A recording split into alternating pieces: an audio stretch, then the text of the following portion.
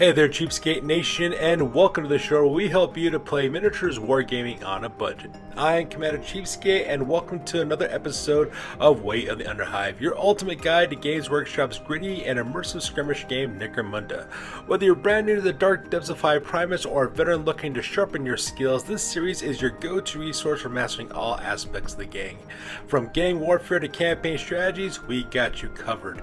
And on today's episode, we'll be talking about a very unique build that I've actually been requested to make, which I like to call the Outcast Slopper gang that you could use in your campaigns of Necromunda. We'll be talking about exactly what the gang's playstyle is like, where its inspiration came from. We'll provide you a starting roster to use in your campaigns and give us our overall conclusion of this list. So that being said, let's get this video on a roll, and because this video is a little bit more of a deeper dive, I will put timestamps in the description box down below so that we can click and navigate to the part of the video that interests you the most.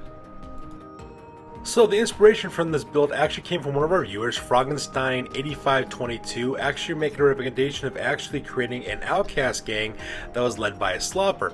His comment actually came when I did a review on the Slopper as a hanger-on for your gangs and how to best use that hanger-on in order to help your gangs be successful in campaigns. And he was really impressed with the willpower characteristic for the Slopper, which is actually a 5+, which is actually kind of weird for that character to actually have that powerful of a willpower stat. And he said it'd be really cool to actually see the Slopper being made into a psyker, and not only was he a psyker, but also the leader of an Outcast gang as well. So because of that, I decided to kind of roll with that idea and to create an Outcast gang led by a Slopper. The only problem was I couldn't find a really good way to make the Slopper into a viable leader because the Slopper has a lot of handicaps going for it. Horrible weapon skill, pretty decent physical stats and leadership stats and psychology characteristics, but really horrible combat stats, and so I was kind of at a loss of what to do in order to create this character. And then the next bolt of inspiration came from me from the Necromunda subreddit forum under Graham J. Rainey is the name of the redditor, and this person actually created a series of photos called the Mullet Crushers, which is his gang of Gellerpox infected that he used in playing in Necromunda as well. I believe he said he used his Gellerpox infected as a Venator gang that was corrupted by Nurgle, and I thought that'd be a really cool idea to combine that as well as Froggenstein8522's Slopper recommendation by making a leader who's both a psyker as well as using Gellerpox affected miniatures onto the tabletop as well. So I decided to combine these elements together to create this very unique gang, and so because we're going to talk about exactly what this gang features in terms of its playstyle as well as characteristics. So once again, this is going to be an Outcast gang. Now, while Outcast fighters themselves may not be all that great in terms of their characteristics, the one great thing about Outcast gangs, however, is that they're extremely customizable. And the nice thing about these guys, too, is that they can also be corrupted by Nurgle in this situation.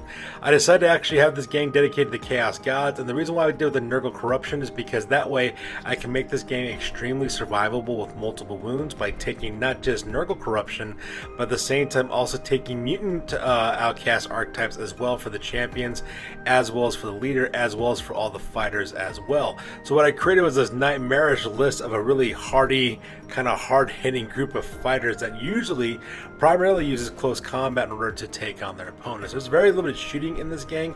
There is some shooting, but for the most part though, it's mainly close combat, and so it just kind of creates this hulking, rotting mess with a Slopper that's leading it as well, at the same time also having a psyker on the table as well.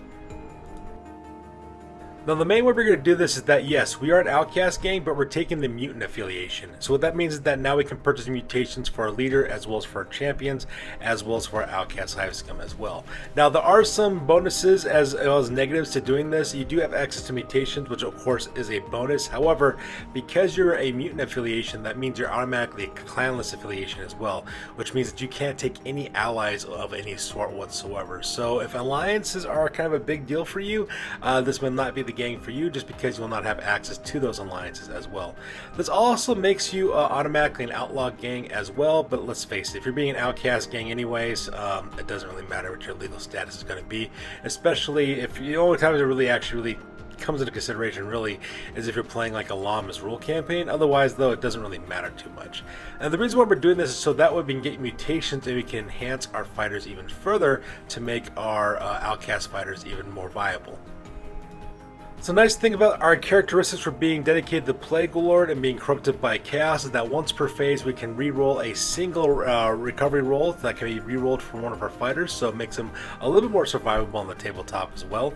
If we manage to get a Chaos spawn for this gang too, we can also get +1 to its toughness, making our Chaos spawn even tougher. Our leader also gets 1 additional wound as well, which will be very helpful because our Slopper only has 1 wound, so this will bring up to 2 wounds, but we're going to actually make our Slopper even deadlier here in a little bit. And once again, we can take mutations. Alright, so the mutations we're taking are things like Vast Bulk, for example, which gives us +1 to our wounds, and we're also taking a lot of mutations in Horrific Appearance, which gives us the Fearsome special skill for a lot of our fighters, which means that your opponents that pass a willpower test to even charging in close combat, once again adding to that survivability of this gang. So now that we're done talking about the characteristics of this gang, let's talk about exactly who's inside this gang and what they can do. Alright, this gang is called the Nightmare Hulks. It is a Nurgle corrupted mutant outcast gang rated at 1,250 credits. And the reason why I did 1250 is because a lot of players as of late have been talking about making rosters at 1,250 credits. A lot of campaigns that are being held at events, usually around that area as well. I see a lot of chatter on Reddit, Yak Tribe as well about making that as a starting credit allowance. So I decided just to do a 1,250 credit list, so that way you can adjust it as you need to by taking out things and adding things as you want to. Now our leader is going to be named Fatty Bogan the Nasher Screamer. He's going to be a Slopper, so it costs you 155 credits. Once again, he is our outcast leader with a mutant archetype as well. He's also got mesh armor for a fire armor save. And for his primary weapon, he's using a combat pistol with auto pistol as well as a hand flamer. Now traditionally, the Slopper's ballistic skill is not that great, but that's okay though, because we're primarily using this pistol for the hand flamer ability, so that we get that template attack, which automatically hits as well. We're also going to equip this guy by giving him a cleaver, so that he gets +1 to his strength for chopping up people, and the fighter automatically comes with the fighting knife already in his inventory.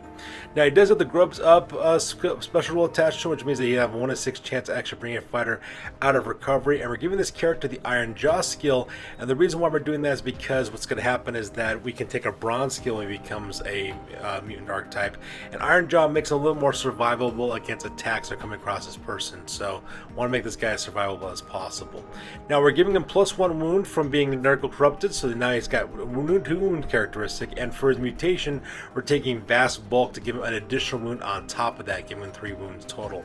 We're also giving him a Psychic upgrade with Biomancy Discipline, giving him fast healing, which means he can reroll any injury dice that come his way, and we're also giving the Stop Bleeding Psychic power as well, so that way he can heal other fighters by taking away flesh wounds as well. So this guy's going to be very much a support leader, and is designed to be very survivable as well. Our next fighter is going to be called Big Spike the Lumberghast. He is an outcast champion, so it costs you 155 credits. Once again, this guy's got the mutant archetype as well. We're giving him mesh armor for a 5 armor save, as well as incendiary charges, so that we get that large 5 blast template with incendiary rules as well. We're also giving him a power pick to represent that giant mutated claw that he's carrying as well, because that's a very powerful close combat attack with high armor penetration as well. We're giving the Vast Bulk mutation to give him 3 wounds instead of 2 to represent the fact that he's not nice and large. And we're giving him the Crushing Blow skill, so that way one of his attacks actually does additional damage as well as additional strength as well. So that is going to be one of your champions. Your second champion is Bloatspawn the Writher, who is another outcast champion at 140 credits. This character is a mutant archetype once again. Also has mesh armor for that 5 armor save, giving him incendiary incendiary charges, that way you get those large blast templates with blaze as well. And we're giving him a shock whip. The shock whip is going to represent the giant tentacles that this character has as well.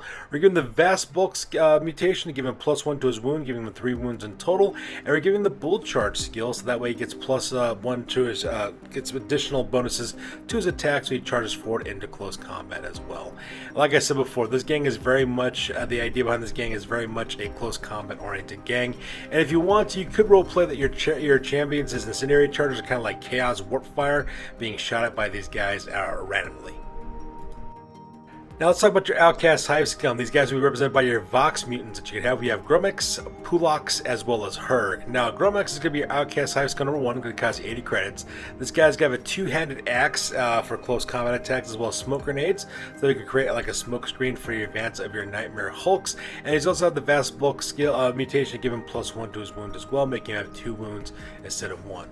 Puglox is going to also have your Outcast Hive skill number 2. He's going to have 90 credits as well. He's on with a chain sword and axe for close combat attacks, as well as smoke grenade to cover your advance as you move forward. And we're giving this guy the vast bulk mutation as well, so that way you have 2 wounds instead of 1.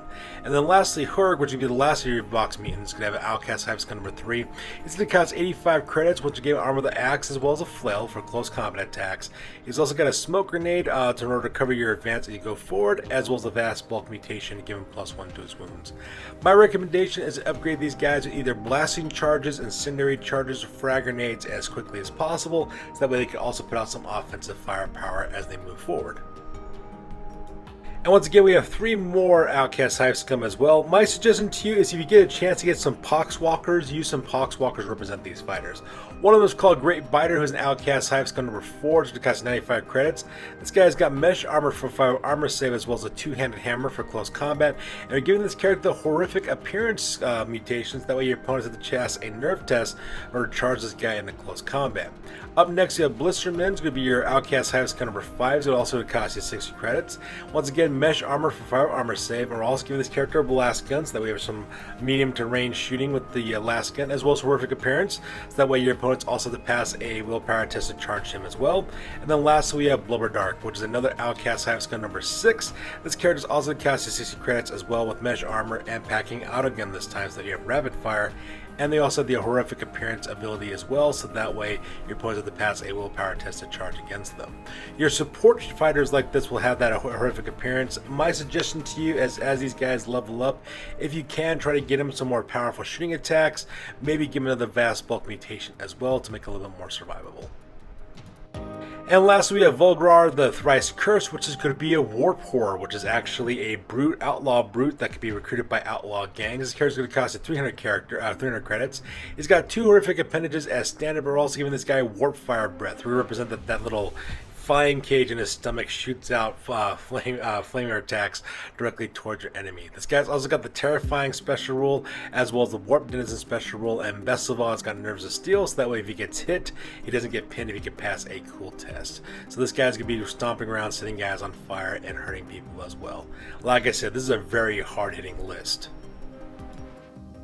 Now, for those of you guys who want to go out to the Ash Waste or the Underhells, you do have to take a 400 credit allowance to get your vehicles. This one's going to be the Gut Truck. It's going to be a Scum Racer, costing you 400 credits. This character's driving a Rock Grinder truck. It's going to have a twin-linked autocannons, because twin-linked autocannons are the pwn. It's also got all-wheel steering in order to help you out with handling, as well as tire claws.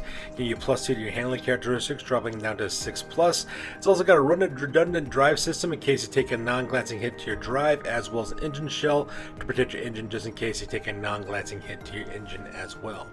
Now, unfortunately, because you are a mutant archetype, mutant delegation, you are automatically clanless, so you don't get any alliances. So I'm not going to give you an alliance recommendation because you can't take those, and that also unfortunately counts for your Abyssal Ferryman team as well. So if you decide to play in the Underhells, you can't take an Abyssal Ferryman team because technically speaking they count as an alliance, which is unavailable to you. But that means you are Malstrain Allegiance, which means you get 400 credits to get a vehicle if you want to, so this would be a great way to do so. Plus, that twin-linked autocannon is just all kinds of powerful. Plus, the way I kind of kit out your fighters, they're pretty powerful already as it is. So in conclusion, thank you to Frankenstein8522 as well as Graham J. Rainey of Reddit as well for the recommendation for this list. Graham J. Rainey, I was actually very impressed by your narrative as well as the photos on your Necromunda post on Reddit. And Frankenstein, thank you very much for the recommendation for making a Slopper leader as well. This was a really fun list I actually put together. And if you do manage to have Go to Pox Infected as well as some, Poxwalkers, you can actually play multiple games with one set of miniatures. You can play 40k, you can play Kill Team, and you can play Necromunda as well, because as the old saying goes, every miniature is a Necromunda miniature. And if you guys do end up using this list, please let me know in the comments down below. I would love to hear exactly how this list worked out for you as well. Unfortunately, I don't currently have the time right now to actually dedicate to actually playing this list, and the reason why is because I'm doing my master's program right now, but I'd love to hear exactly what your people's thoughts are, especially when it comes to using my build on out there in the gaming community. Let me know if they actually work well for you. And once again, if you guys have any recommendations, please drop a comment down below. And if I think your recommendation is awesome, I'll of course will make a video and I will dedicate it to you as well. So that's good for this week, guys. As always, please feel free to like, comment, and or subscribe. You guys' input is invaluable to us as always. I am Commander Cheapskate. I will catch you guys next one. Peace out and stay classy.